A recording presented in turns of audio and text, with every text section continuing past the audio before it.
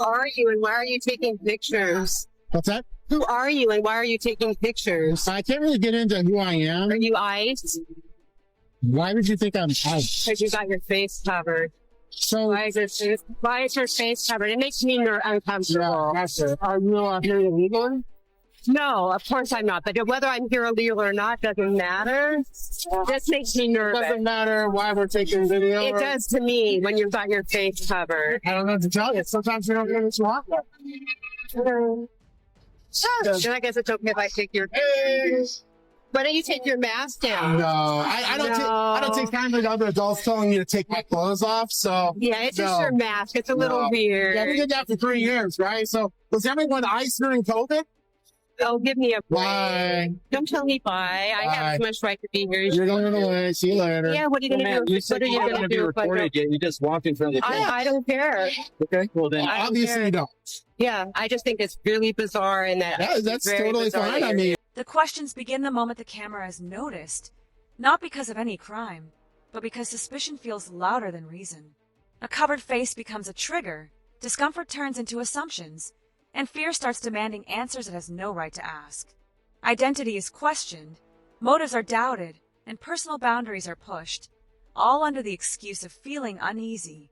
But discomfort does not create authority, and curiosity does not override rights.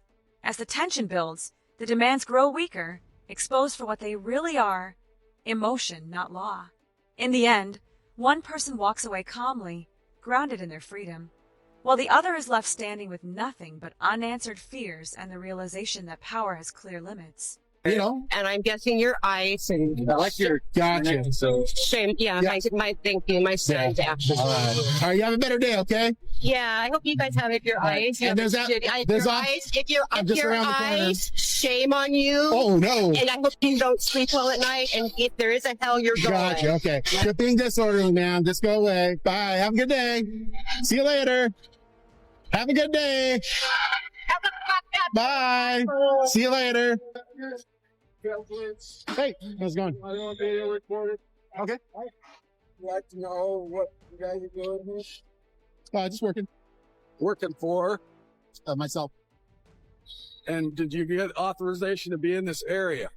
There's no restrictions in this area. Well, for the safety, I mean, you could view. They said that there's a viewing area that you can be up. They don't want people. No one down. told us that. In fact, I've only had 2 conversations, or actually 3. I had one with the guy about some accidents. I'm here working on stories about basically unsafe conditions, that kind of stuff. The encounter spirals from suspicion into judgment, where accusations are thrown not as facts, but as insults fueled by emotion. Words turn sharp, shame is projected, and anger replaces reason, all while the situation itself remains unchanged. Then, just as quickly, the hostility fades and a new interaction begins. Calm questions replace harsh accusations. The camera keeps rolling as explanations are finally offered. Work, documentation, public space, no restrictions. Safety concerns are mentioned, but no rules are cited, no authority is established. What's left is contrast, fear versus facts, assumptions versus reality. In the end, this moment shows how easily emotion can escalate a situation and how quickly it falls apart when met with calm confidence and a clear understanding of one's rights. And then For who? my media company. What media company is that? I'd rather not get that at this point. Why is that? So, provided. You got a business card and you got like a work email address, happy to email you later.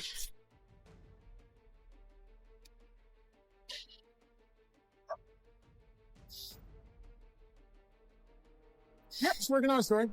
Sure. So the concern that they expressed to us is you guys aren't, the people that are in here on foot are usually associated with a vehicle. They get in, they dump their stuff, they move off. They're worried because there's no like designated area for people to safely hang out and do what you guys are doing. Yeah, well, I mean, I see what you're saying. That's why we just kind of, did the common sense approach, kind of stay out here. I certainly don't want to walk out there with the bulldozer and all that kind of front loader and all that. Right. And that's what they were saying. They were worried about the vehicles possibly hitting you because they just don't see your awareness being what it is in these things. Right? Usually, I mean, if I were a person as yourself, I'd call ahead and say, hey, we'd like to film this. We're doing a story or what. The questions shift from hostility to formality, pressing for names, credentials, and permission as if legitimacy only exists on a business card. The refusal to explain everything immediately creates quiet tension, but the camera keeps rolling. Safety becomes the new concern. Not law, not rules, just worry. Vehicles, heavy machinery, blind spots, reasonable fears, calmly expressed. And the response is just as measured. Common sense, distance, awareness. No need to step into danger to tell a story. What unfolds here isn't a confrontation, but a negotiation between perception and reality. One side assumes risk where none is proven. The other stands steady, explaining without surrendering rights. And in that calm exchange, authority fades, replaced by understanding. Ever, Kip, do you mind if we come down and film? But you did, guys just walking in, you got masks over your face. You Yeah, it know. smells really bad in here. Well, yeah, I mean, I'm here. I don't have a mask over my face. That's a choice. I just don't try to tell other grown adults what clothes to wear, what clothes not to wear. So, There is a. And It's like I said, They- there's viewing area. they didn't make you guys aware of like the observation area or anything like that. what's that? They didn't make you guys aware of the observation area or anything like that. No, not at all. Okay. First time I've even heard Would of you it. guys be amenable to going up there and filming from there? I would like to actually get some different vantage viewpoints. What I'm mostly wanting to do, and actually to address your concern, or your point rather, one of the reasons as the kind of journalist I am doing investigative journalism is, and I'm sure you can appreciate what I'm about to say. Sometimes when you're given tips and leads that the bad thing is happening somewhere, if you call them in advance, say, hey, I'm coming here to check out if the bad thing's happening or not. I can tell you as an experienced journalist at this point, they tend to clean up the bad stuff so it doesn't happen before. The conversation settles into something quieter, more measured. Concerns are raised about appearance, about masks, about unfamiliar behavior, but they're met without defensiveness. Choices are explained, not justified. Then comes new information, a designated viewing area, an option that was never mentioned before. A request is made, politely this time, asking for cooperation rather than compliance. The response reveals the deeper purpose behind the camera. Investigative work doesn't announce itself. It observes, because when warnings are given in advance, the truth has a way of disappearing. This isn't about refusing to cooperate. It's about documenting reality as it exists, not as it's prepared to appear. And in that explanation, the tension finally gives way to understanding. Which is usually like, for example, if the police want to raid a drug house, they don't call ahead and say, hey, Alex, just want to let you know, we think there might be a drug house in your house. We're going to come by in 2 weeks to check it out. I'm pretty sure there won't be any drugs in there when you get there. Well, is there a crime being committed here? I don't know. I mean, I'm not. There are many safety OSHA violations. That is You true. guys work for OSHA? No. Oh, well. For OSHA safety means that, unaccompanied people, or you're not supposed to be here, you need to be in the viewing area. Oh, we can be here. Yeah, there's no restriction. Like, for example, a lot of places slap. In fact, actually, if you were to go out, see that building right there, that station? If you go out there, walk down this sidewalk right there, you'll see on their door, it says authorized personnel only. Obviously, they do not want you to go into that. So we have it. And, the other places that they don't want us at are pretty well known because they've got the red flags, badge access only, so you can't even open the door. So The explanation deepens with a simple analogy. Real investigations don't come with warnings. If wrongdoing is suspected, you don't announce your arrival because the evidence disappears before you ever show up. That comparison shifts the tone. Questions follow about crime, about authority, about safety enforcement. But no law is named, no violation identified.